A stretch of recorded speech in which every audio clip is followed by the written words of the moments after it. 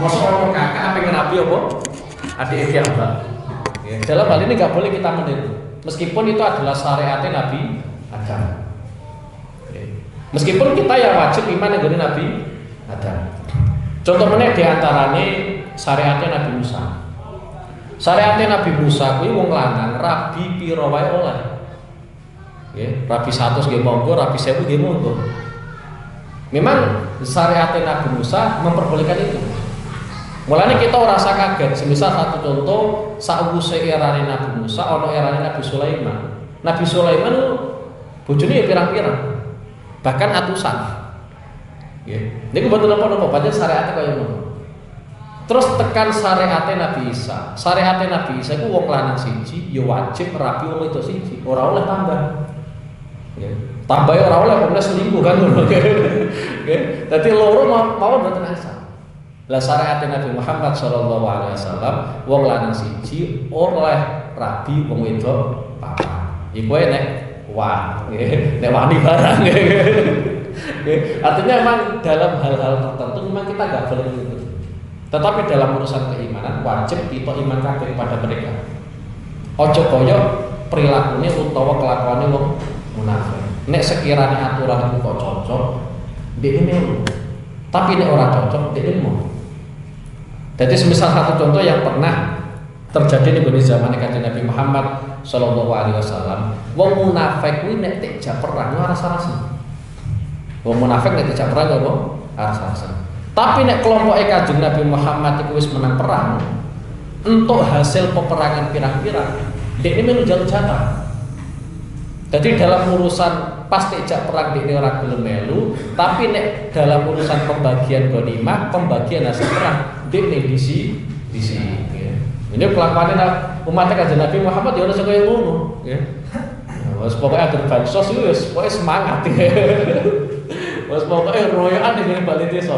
Tapi nek kon gawe apa ta apa, sekiranya ngeton duit ora kata gelem. Yes, gitu.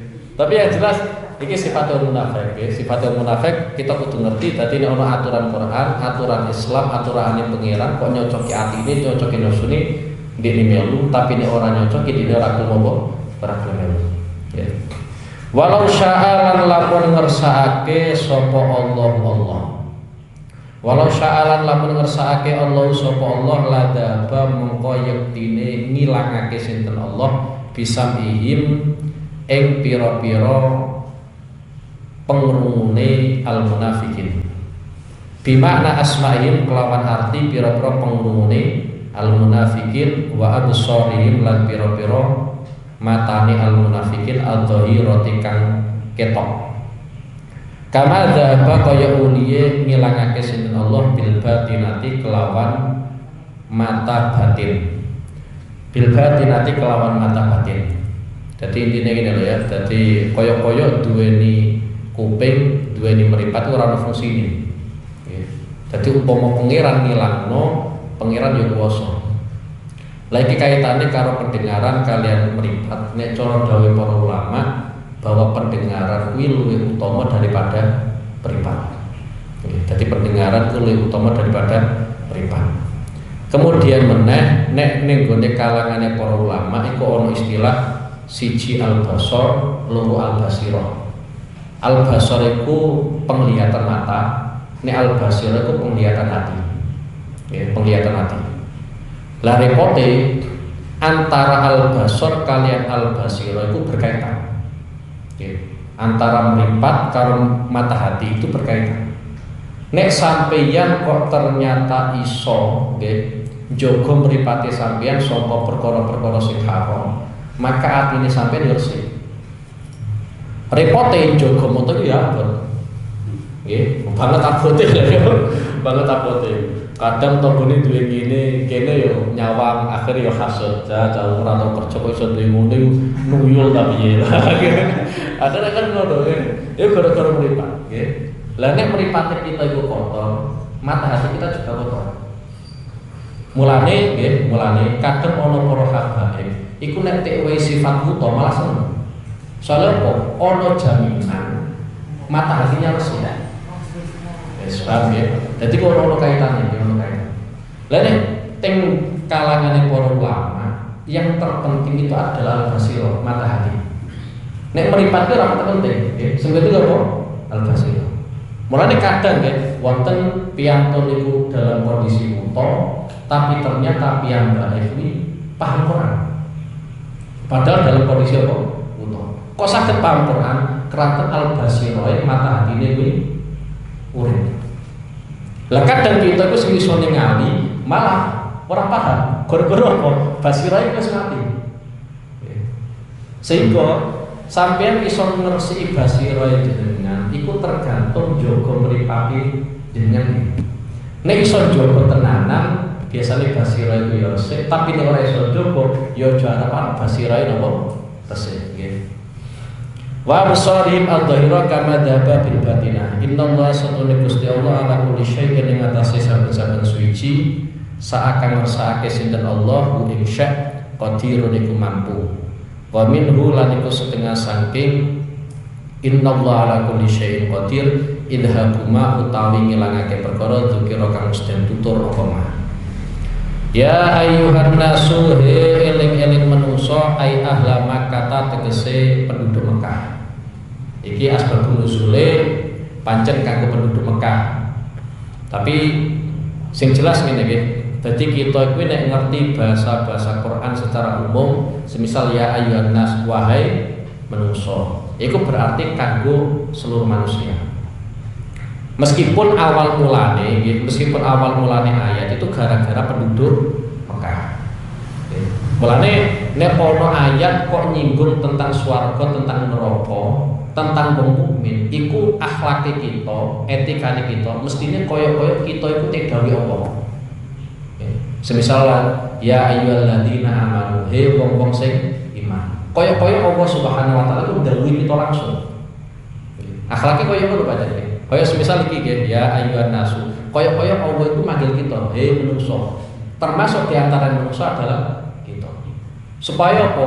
Arti yang jatuh setelah panggilan itu memang benar-benar kita perhatikan. Contoh kaya dengan ayat iki nggih. Ya ayyuhan nasu he eling-eling menungso, ai ahla Makkah tegese penduduk Mekah.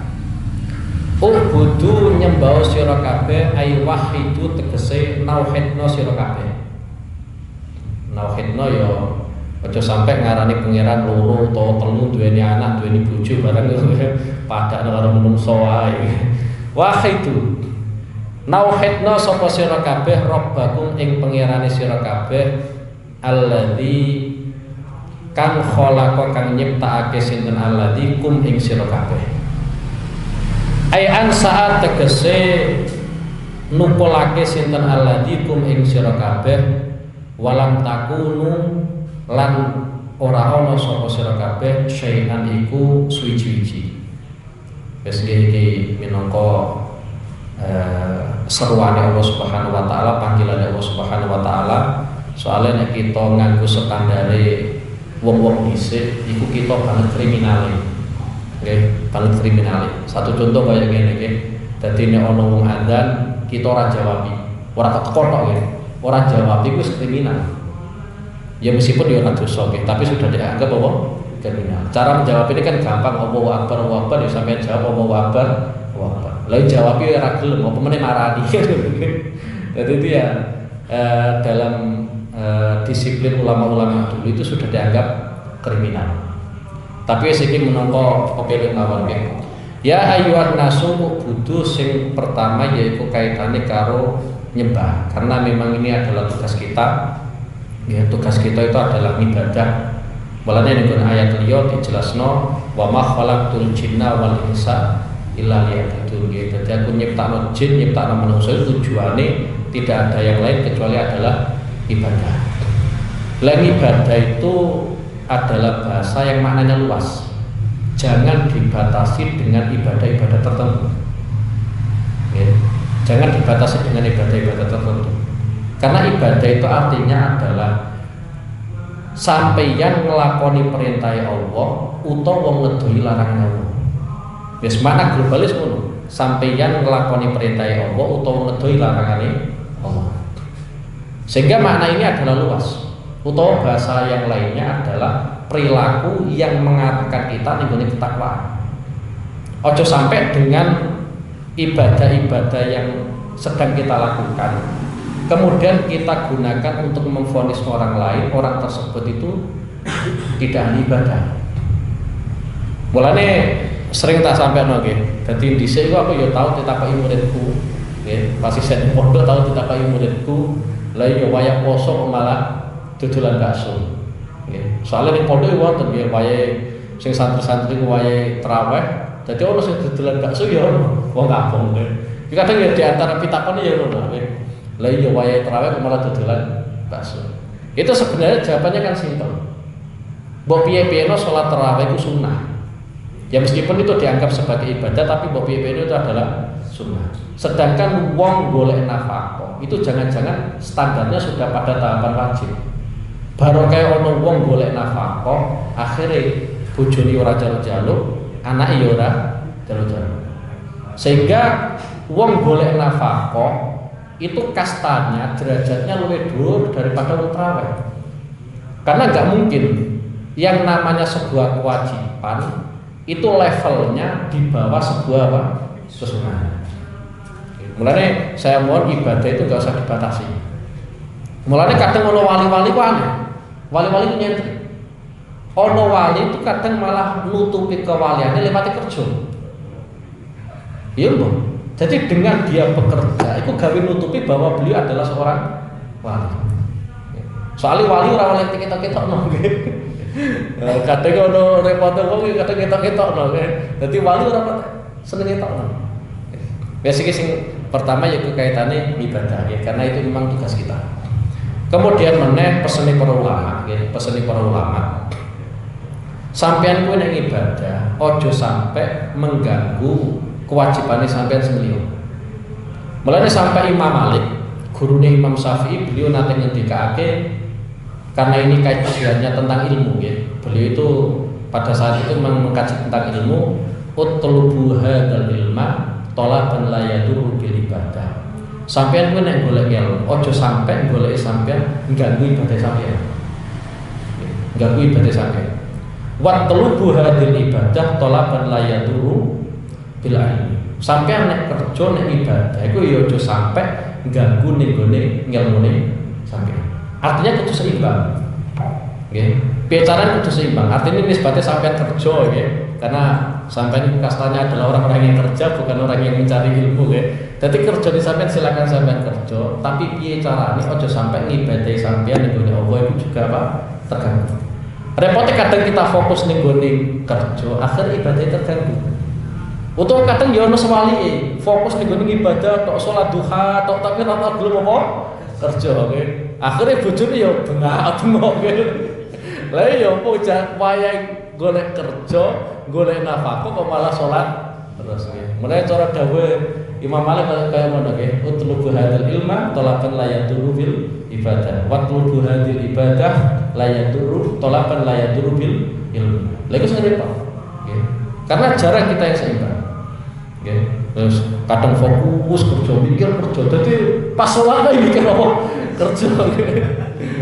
Lah iki wis tak warai ilmune soalnya mbok piye-piyeno orang itu kadang ya emang ya lebih terforsir dari kerja. Nek cara hadis ngene iki, cara hadis. Jadi kam min amalin min a'malid dunya fayasiru bi husni niyat min a'malil akhirah. Jadi banyak sekali amal-amal sing niku desain iku desain dunya, tapi barokah niat akhirnya jadi amal akhirat. Mulai sampean saiki wis mosok ngaji bolak-balik ora berubah ana peningkatan blas ya budari ra wis. Mesti ini kan ngene iki.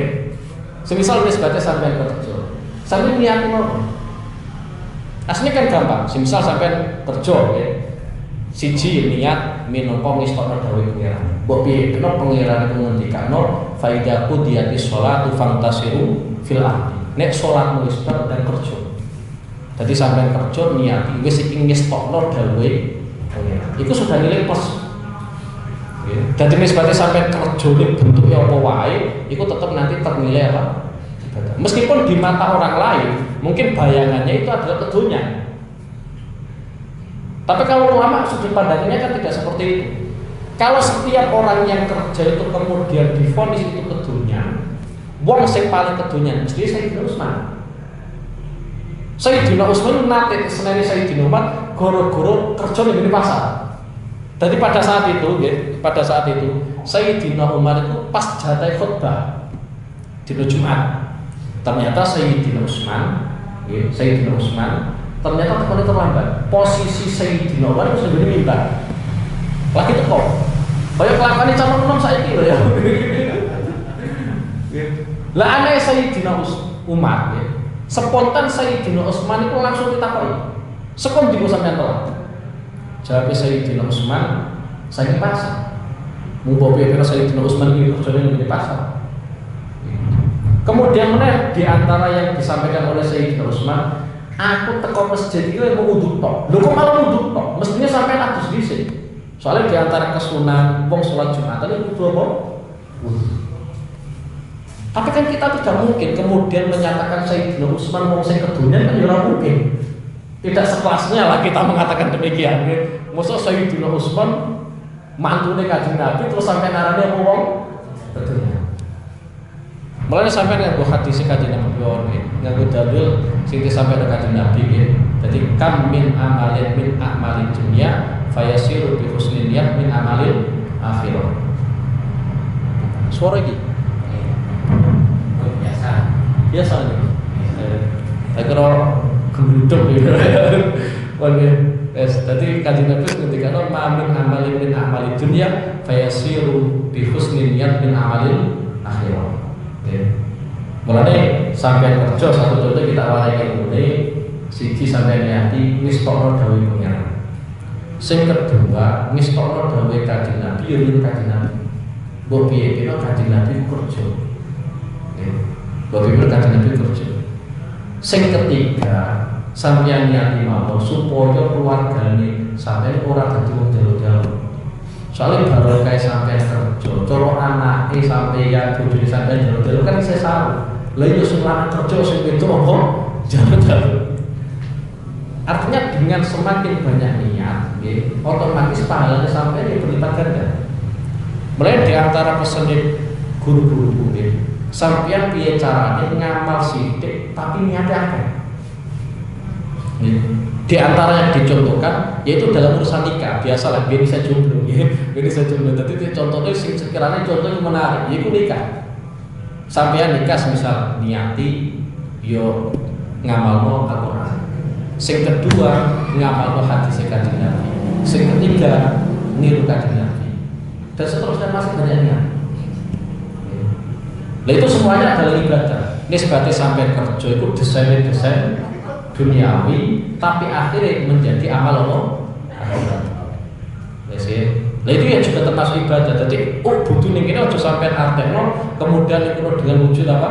Sholat to, zakat to, poso to, haji to. Kira-kira orang haji kita kriminal ya ora. Jadi karena itu juga termasuk ibadah. Jadi sampeyan kerja kemudian sampai niat sing apik itu juga termasuk apa? Ibadah. Karena bahwa perlawanan yang dikhawatirkan oleh syariat itu adalah perlawanan kerja dengan semisal satu contoh maling, satu contoh mana adalah korupsi. Ya. Sehingga kerja itu bahwa cara bayangan syariat itu adalah tetap ibadah. Ya. Kemudian butuh rabbakumul ladzi khalaqakum. Jadi ini sampean nyembah, sampean mentauhidkan pangerane sira kabeh sing nyiptakno awak. Dadi pangeran itu tetap siji, pangeran kok loro tukar. Pangeran loro tukar. Karena kaitannya dengan kekuasaan. Jadi kalau kekuasaan itu yang memegang adalah dua orang, itu mesti apa? Tukar. Mulane pangeran siji. Dadi ono kok kelompok-kelompok yang mengatakan Tuhan itu punya anak, Tuhan itu punya apa? Bojo barangnya. Itu jelas mohal ya, wis melepok. Wis kemudian alladzi khalaqakum nggih, zat sing nyiptakno awak kabeh. Wis iki dadi pangeran kuwi ngetokno sifate. Nek cara gampangane mungkin pangeran ku duduhno kenikmatan yang sudah kita rasakan. Soalnya kenikmatan itu kalau sering kita rasakan, itu pada akhirnya kita lali karo kenikmatan itu. Contoh, mungkin kita pas cilik iku tahu tek wae duit uang tua kita bolak-balik. Tapi jarang sekali ya. Kemudian kita mengatakan tiap kali diberi matur suwun Bu, matur suwun Pak, kan jarang. Kenapa? Karena sering-sering. Jadi kebaikan itu kalau banget seringnya itu justru malah yang diberi malah lali. Tapi kadang kita tek wae tonggo, kadang ya cuma 10.000, 20.000, kita iso matur suwun. Ngucapno matur suwun iku iso. Mulane Allah di khalaqakum iki minangka pengiling kanggo kita. Di antara nikmatnya Allah Subhanahu wa taala yang terbesar itu adalah kita diciptakan. Yang awal mulanya tidak ada menjadi apa? Ada. Itu sudah nikmat. Jadi sampai ora usah bayang kemudian sugih, barang ora usah bayang nggih. Jadi sampean ngitung kenikmatan sing rupane kita sing awal mulane gak ono, akhirnya dadi ono. Itu sudah kenikmatan. Wis mulane Coro Yasin nggih, Coro Yasin sing sering sampean waca itu kan ada nggih, wa ma liyala abdul ladzi fatarani wa ilaihi turja'un. Bagaimana mungkin saya tidak menyembah zat yang menciptakan saya dan kepadanya lah kami apa? Dikembalikan. Artinya apa nggih? Kita nyembah Allah Subhanahu wa taala itu memang ya pantes ya panjang ngono. Mosok karo zat sing nyiptakno kita apa? Ora nyembah. Padahal al-khalqu kita diciptakan itu adalah kenikmatan yang terbesar. Kaya itu yang nomor berikutnya. Bahkan kadang miskin wong itu dadi kenikmatan. Lha iya baru kayak kadang wong miskin akhirnya ngaji sregep, salat sregep. Baru teko sugih jalan-jalan wae gitu. Apa meneh tahun baru bareng tambah. Jadi Allah di khalaqakum dan sing nyiptakno awak kabeh. Jadi kita diciptakan yang awal mulanya tidak ada menjadi ada itu sudah kenikmatan. Mulai cara prinsip Sayyidina Ali ya. Aku ora patek seneng. Aku ora patek seneng mati cilik. Akhirnya beliau ditakoki, "Lah kenapa kok mboten seneng mati cilik?" Aku nek mati cilik, iku aku ora nyadari pangeranku sapa, kekuasaane pangeran sepira gak nyekseni. Lah bocah cilik kan sebenarnya dolanan ya. Nggih. Nek kita sampai tua wae dolanan ya senengane. Nggih, bocah cilik suka senengane dolanan. Nah Sayyidina Ali boten kersa kapundhut tahu. Karena itu Sayyidina Ali pengen ngerti pangeran itu sapa. Lah kaya kita mulai cek kan ya ora ngerti pangeran kita itu sapa kan ya ora patek ngerti. Baru kayak gede ngerti ternyata pangeran itu Allah Subhanahu wa taala. Kekuasaannya kayak ngene. Nah itu awal karena kita diciptakan. Umpama kita ora diciptakan, ora mungkin ngerti kekuasaannya kan. Allah gak ada pernah ngerti. Itu yang pertama ya, jadi alladzi khalaqakum kita diciptakan itu sudah kenikmatan yang tersendiri. Lah repote wong ku nyaratno sing aneh-aneh. Nggih, iso syukur salat kudu syukur, ora syukur ora iso kok syukur kan lucu nggih. Nggih, mulane kadang ya, mulai tak sampeno tenanan, mbok cocok ora cocok kudu tak sampeno. Wong kadang musibah cilik kenikmatan sing kita rasakno malah apa? Dilalekno kan ya lucu. Pada saat kita ngersuwo, okay? Pada saat kita kuwi sambat, pada saat itu pula kan kita masih dapat nikmat. Okay? Rupane iso ngomong, yo ora mati sisan gitu. Nah, seterusnya kan. Kemudian meneh alladzi khalaqakum. Sangka ayat ini kemudian pangeran undat-undat gak apa-apa. Okay? Dadi nek pangeran undat-undat sampeyan gak apa-apa. Jadi pemusuh ben sampai tewe nikmat, kemudian diundat-undat pengiran gak apa. Mulane kadang Kanjeng Nabi bareng tek sadare ya lewat ngene iku. Alam nasrah laka sadra. Apa ya aku iku ora buka dadamu. Supaya Kanjeng Nabi ngakoni. Allah di khalaqakum iki minangka sampeyan kon ngakoni bahwa zat sing nyiptakno sliramu kabeh adalah Allah Subhanahu wa taala. Kemudian meneh Allah di khalaqakum pengiran nek undat-undat. Oke, iku minangka tujuane gen ngelingno kita. Lah kemudian ning keterangane para ulama ono 3 orang atau zat lain satunya gitu, yang diperbolehkan undat-undat. Undat-undat itu haram. Sing pertama yaiku Allah Subhanahu wa taala. Jadi pangeran kuwi nek undat-undat makhluk gak apa. Mulane pangeran kuwi duwe sifat al-mannan. Al-mannan itu iso artekno siji ngowahi anugerah, Ngewehi kenikmatan. Sing nomor loro zat sing akeh undat-undat. Lah undat-undat nek sing nglakoni iku Allah iku boten nomor-nomor. Sing kedua, nggih. Mungkin ini posisi ini sampean. Ya wong tuwa. Wong tuwa undat-undat anak itu gak dosa. Anak ora iso kemudian, wong tuwa kok undat-undat gak iso. Karena itu memang hak wong tuwa.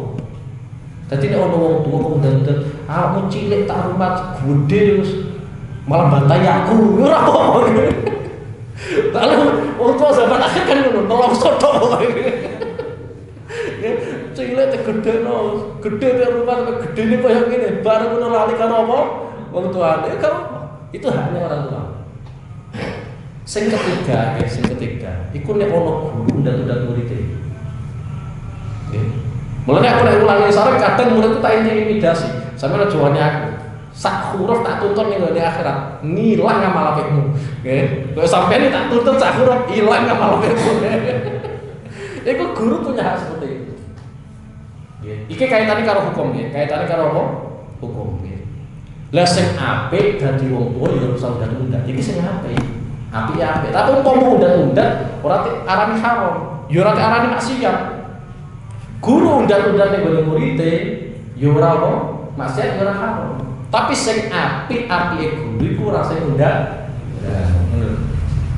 Jadi ya kudu iso beda lah, mana hukum dan mana akhlak.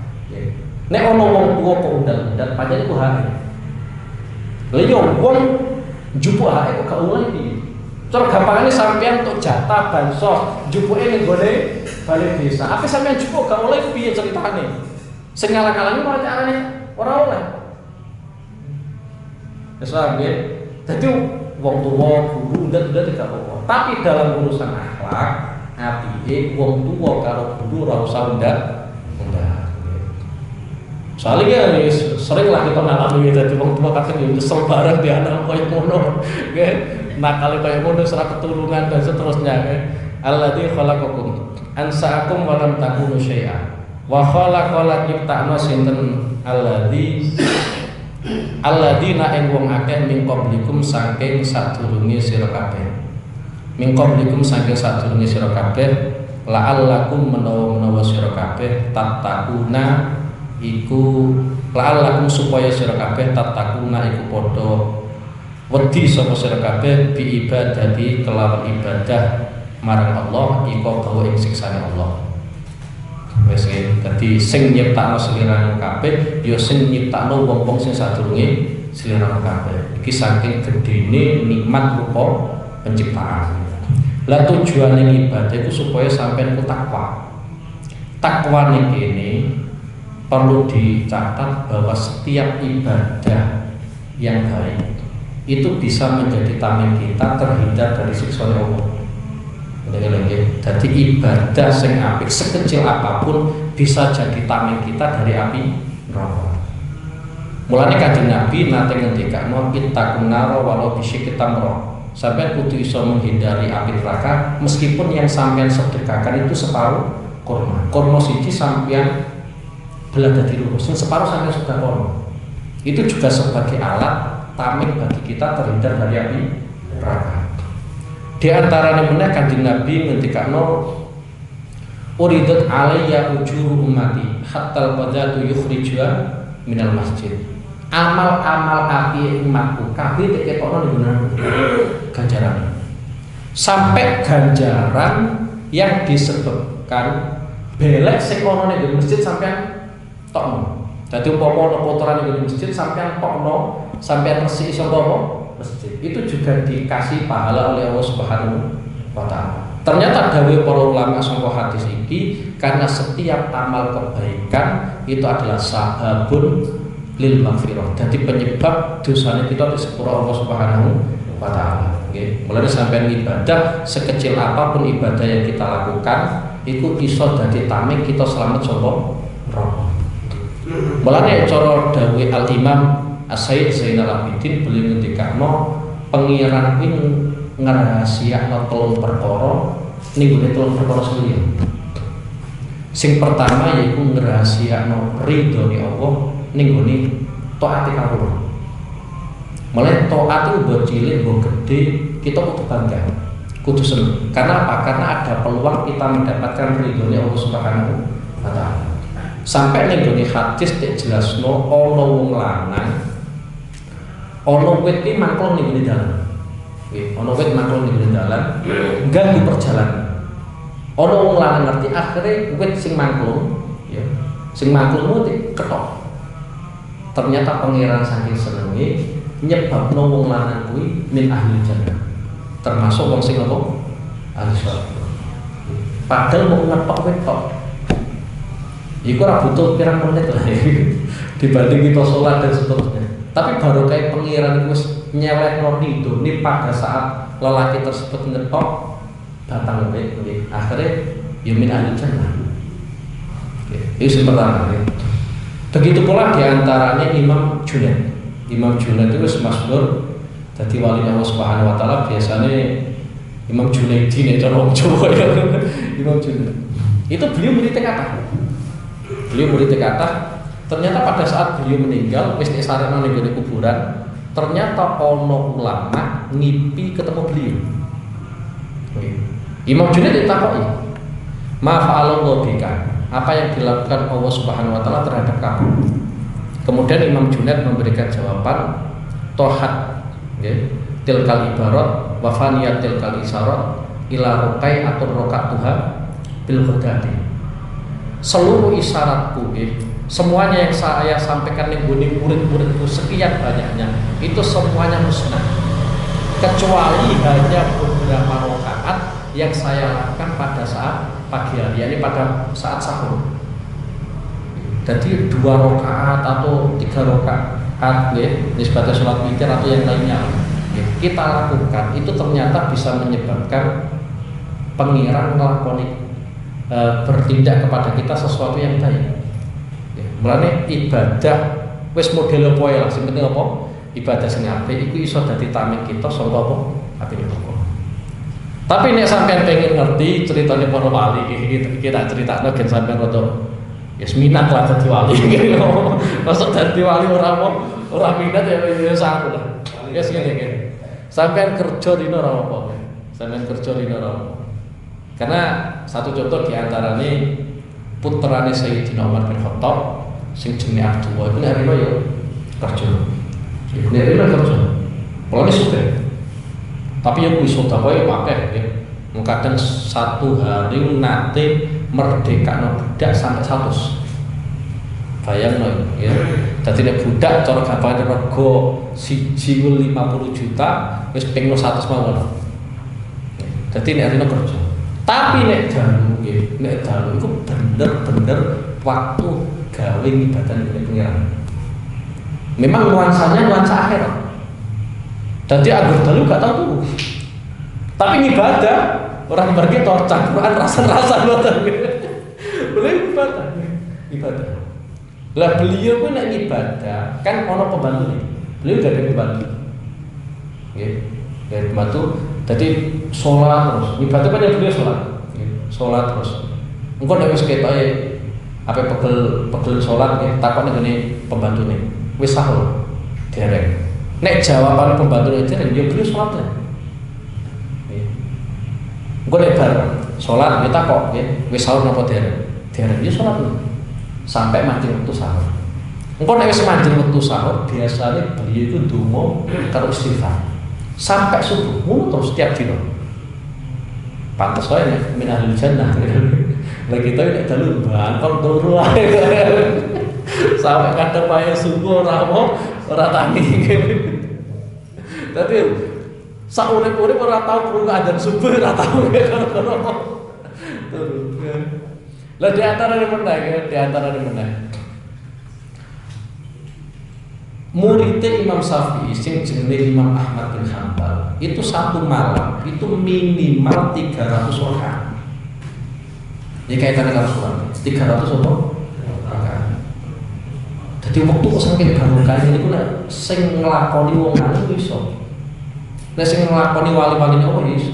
Lah kita iki pancen ora makom ngene iku. Makom kita wis turatur. Tapi pancen ono ilmune.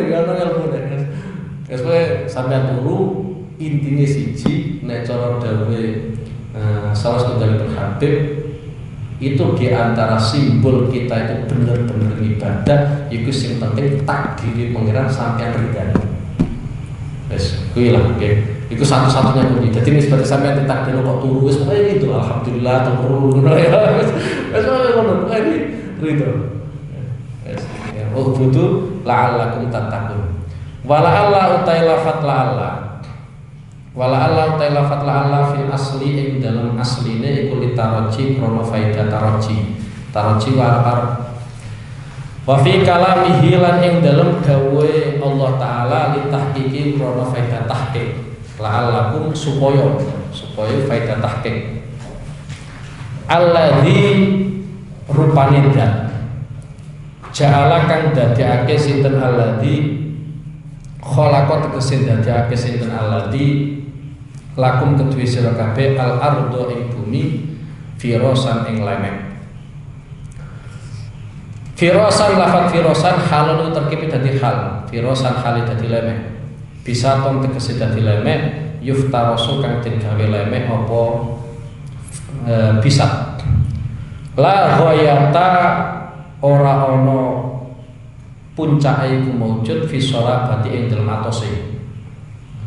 Awil luyu nati utawa lenture. Fala yumkinu mongko ora mungkin apa al istiqraru apa tetep alaiha ing atase al ardi.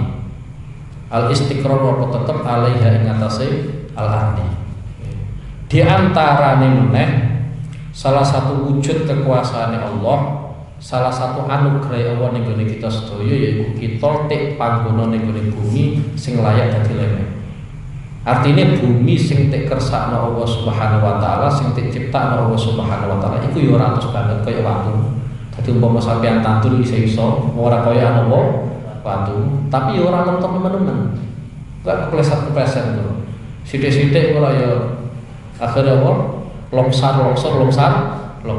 Fala yumkinu al istiqraru alaiha. Nggih, dadi kita manggon ning bumi wis bener-bener anugerah. Mulane Nabi Adam sampai turun ning apa? Bumi nggih. Dadi ngene nggih iki kaitane karo bumi karena memang bumi itu ya tempat maksiat. Satu sisi ya tempatnya nabi-nabi Allah Subhanahu wa taala nggih. Dadi memang di khazanah para ulama itu ada perdebatan antara langit dan bumi itu lebih baik mana. Oke. Antara langit dan bumi itu lebih baik mana. Kemudian langit itu mengklaim bahwa dia yang terbaik. Kenapa? Karena memang makhluk-makhluk yang di situ tempatnya di langit itu min ahli ibadah. Oke. Koyok malaikat itu diperintah kon sholat, ya sholat terus. Ya ora maksiat. Memang tidak diberi modal untuk melakukan maksiat. Cara gampangnya orang TW syahwat, orang TW nafsu untuk melakukan apa? Maksiat itu malaikat. Nah manusia kan enggak, perangkatnya sudah lengkap. Ono nafsu gawe maksiat, ono syahwat, durung setan ibadah. Setan yang rupa jin, yang rupa manusia. Pokoknya lengkap lah untuk melakukan apa? Maksiat. Itu menurut saya. Jadi penduduk langit itu min ahli ibadah semua.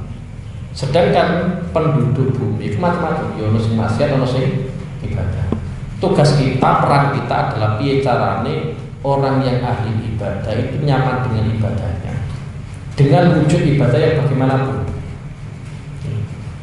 Jadi dalam hal ini memang bumi ini ternyata kalah, karena ning gone bumi ono sing ahli maksiat, sedangkan ning gone langit itu semuanya ahli apa? Ibadah. Tapi bumi juga punya hujah, punya argumentasi, punya dalil bahwa bumi itu lebih mulia daripada langit. Kenapa? Karena para nabi-nabinya Allah itu posisinya dari bumi. Bahkan Nabi Muhammad SAW itu juga posisinya apa? Di bumi. Lah apa wae sing nempel karo Kanjeng Nabi itu dadi mulia. Apa wae sing nempel karo Kanjeng Nabi dadi mulia. Mulai sampai orang sahabat sing kulite tek tempel kulite Kanjeng Nabi. Soalnya kulit itu nempel kulite karo Kanjeng Nabi, iku orang mungkin mlebu neraka. Lagi kulite nempel. Jadi sahabat yo iman kulite tek tempel kulite Kanjeng Nabi. Supaya sampeyan iku ora mlebu apa? Lah Kanjeng Nabi ternyata posisinya juga apa? Di bumi. Mulanya sebagian riwayat dalam peristiwa Isra Mi'raj itu adalah supaya langit itu pernah disinggahi oleh Kanjeng Nabi Muhammad Shallallahu Alaihi Wasallam. Akhirnya itu enggak. Tapi yang jelas Kanjeng Nabi ya pingin ya tetap negeri bumi. Mulanya kaitannya karo bumi, ora ono bumi sing paling mulya ngalah-ngalahi bumi sing ning kono tek gawe makam Kanjeng Nabi. Iku rupanya lokasi sing digawe makam apa? Kanjeng Nabi. Nek Indonesia kalau Mekah apa endi? Nek delok tanah tetep apa Mekah. Tapi kita nggak usah mengandalkan tempat ini lebih baik mana nggak usah. Nek cara dawuh para ulama, kita jangan sampai tergoda atau tertipu dengan tempat. Kenapa tidak boleh? Kita belajar sejarah Nabi Adam itu dikeluarkan dari tempat yang terbaik, yaitu rupanya surga. Kemudian dilanjutkan dari para ulama, kita juga jangan terlalu sombong dengan ibadah kita. Karena kita juga pernah membaca sejarah di mana iblis itu makhluk yang paling ahli ibadah. Tapi ternyata pada akhirnya ya termasuk orang yang dilaknat oleh Allah. Padahal itu ahli ibadah.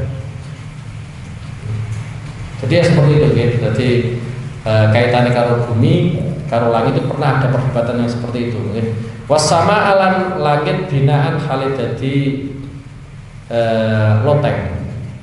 Aisak fanti kese loteng. Wa anzala lan nurunake sinten alladzi minas samai saking langit ma'an ing banyu. Fa akhraja mongko ngetokake sinten alladzi bi kelawan ma min anwa'i thamarati saking pira-pira wernane buah-buahan rizqon khalidati rizki lakum kedue sira kabeh. Baru kayak ono banyu akhir ono buah-buahan dan buah-buahan itu bisa sampai apa? Nikmati. Rizqon khalidati rizki lakum kedue sira kabeh. Takulu nakang padha mangan sapa sira kabeh ing rizqon. Wa ta'lifuna lan makani sapa sira kabeh bi kelawan rizqon dawa bakum ing pira-pira rumangkange sira kabeh. Fala taj'alu mongko aja ndadekake sapa sira kabeh lillahi kedhi Allah andadan ing pira-pira sekuton ai syurakaat dikasih pira-pira sekuton fil ibadati ing dalem ibadah. Wa antum halu ta sira kabeh ku ta'lamu iku ngerti sapa sira kabeh annahu ing setuhune Allah al khaliqu iku zat kang nyiptakake. Wala yakhluquna lan ora nyiptakno sapa andadan. Wala yakunu lan ora ana ilahan iku pangeran ilaman kejaba dan yakhluqu kang nyiptakno karo sapa man nggih. Dadi itu sampai nyiptakno Allah Subhanahu wa taala. Cuma ngene nggih.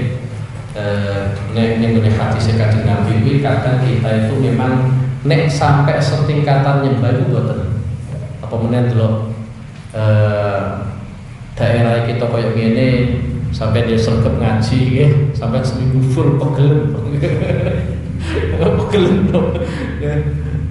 Tapi yang jelas ya, dadi nek masalah nyembah sampai rukuk sujud ning gone berhala kan ya ora.